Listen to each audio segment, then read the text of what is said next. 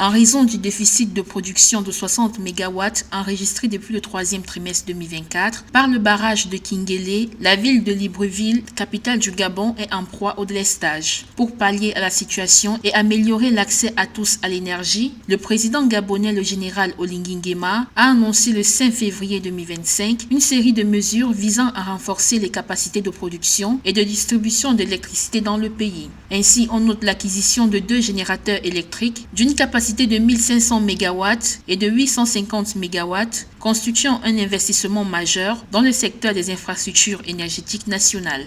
C'est la concomitance entre ces deux mesures qui vont à moyen et à long terme sécuriser le secteur industriel et augmenter la disponibilité de l'énergie vers les entreprises et vers les ménages.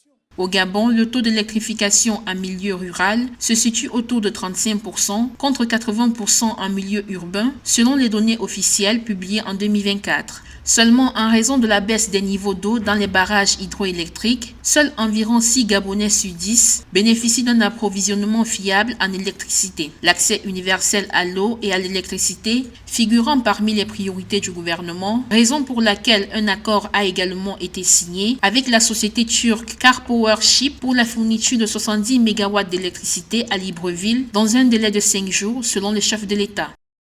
Il faut éviter les pertes énergétiques dues au transport. Parce que là, on est concentré sur Libreville, on oublie les autres villes qui sont tout de même productrices de richesses, telles que la capitale économique de Port-Gentil et les villes comme Oyem, Bitam et Franceville et bien d'autres.